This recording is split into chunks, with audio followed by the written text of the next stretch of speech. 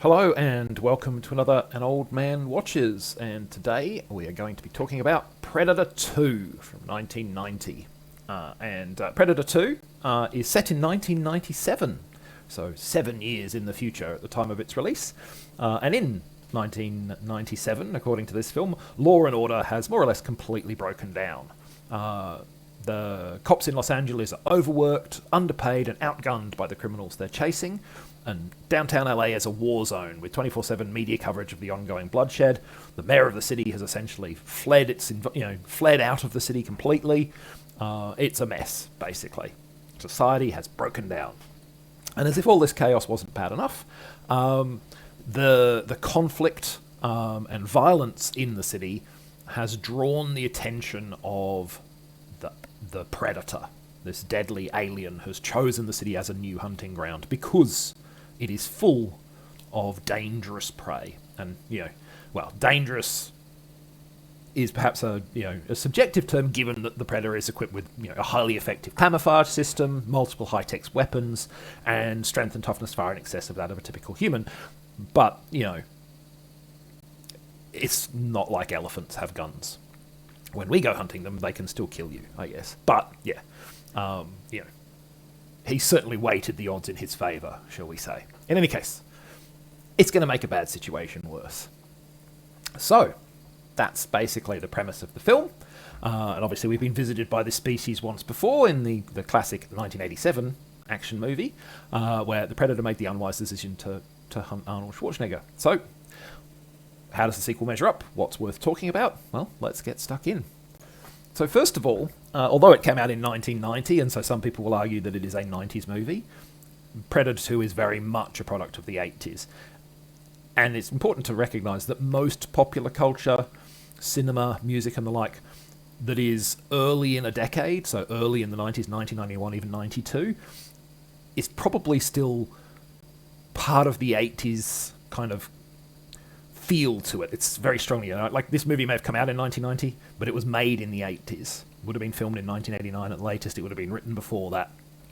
And there was a very, very significant crime scare that permeated much of the 80s. There was a real feeling that law and order has broken down, the cities have fallen to the gangs. Crime rates have been steadily climbing for some time by that. By the 80s, plenty of people were convinced that society was genuinely eroding, around them. And you see that not just you see that in cinema of the 80s as well. Escape from New York, Class of 1984, The Ridiculous Cobra, which we will talk about at some point in the future. You have my word. And RoboCop. All of these movies posited situations where basically, the inmates were running the asylum. I think it's important to note that, whilst those fears might seem a little bit nonsensical today, they were real, and they led to a rise in popularity of take-no-prisoners, vigilante law enforcement, and also to the increasing militarization of police equipment in the United States. Not healthy long-term developments, to my mind. I guess, at least in Predator 2's case, you can say, well, look, the kill or be killed rhetoric applies to a deadly alien monster, and so it's a little bit less, problematic than some of those other movies. But certainly, this is a thing that people were genuinely feeling at the time, and I think, we are still feeling the repercussions of it today. Okay, second of all, Predator 2 switches the action from the jungle to an urban setting, a concrete jungle, if you like. And that's a change that Arnold Schwarzenegger apparently did not like, and which contributed to his decision not to sign on for the film. I'm a bit perplexed by his reaction to the idea myself. I think a big city like LA offers a lot of excellent options for the filmmakers. It's got a wealth of potentially interesting environments in which to stage action sequences. Tenements, sewers, high-rises, shopping malls, warehouses, subways, just to name a few. There's lots of really interesting places to stage sequences and action, in an urban setting. It also offers changed dynamics from the original film. You've got huge numbers of squishy civilians around the place when the hunt starts, and you've got the opportunity for the film to explore, this is happening in a place where the authorities are in a position to respond in force. What happens when they do? And finally, You can also use landmarks that people recognise or possibly even visited themselves, which is a quick and easy way to build resonance with the audience. So I think, probably the film's smartest idea is moving to an urban setting. I think it was a clever idea. Did it come off entirely? Well, maybe not. And I think a big reason for that is that this film is not RoboCop. Because having just praised the film for one of the choices it made, I have to turn my attention to a much less successful one, which is that the filmmakers do appear to have drawn a lot of inspiration from RoboCop. So Paul Verhoeven's film. Right down to the costume design, the garbage littering the streets, the look of the film is very similar.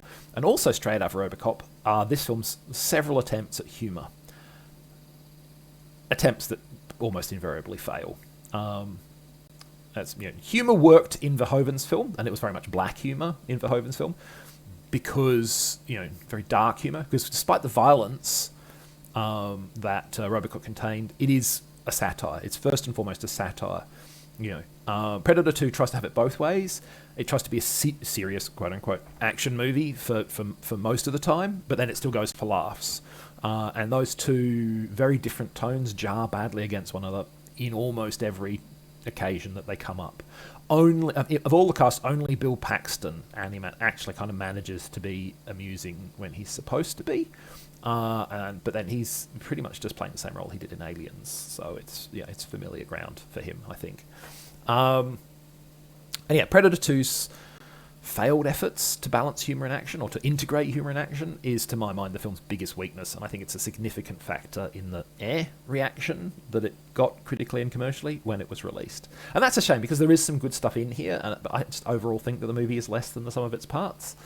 I think, honestly, I've seen Predators. I haven't seen the most recent Predator movie, but I think you could say the same about Predators. It was a movie that was less than the sum of its parts as well. I don't know what the most recent film is like. I haven't seen it. So that's Predator. At the end of the day, if you like the first one, this is worth at least checking out.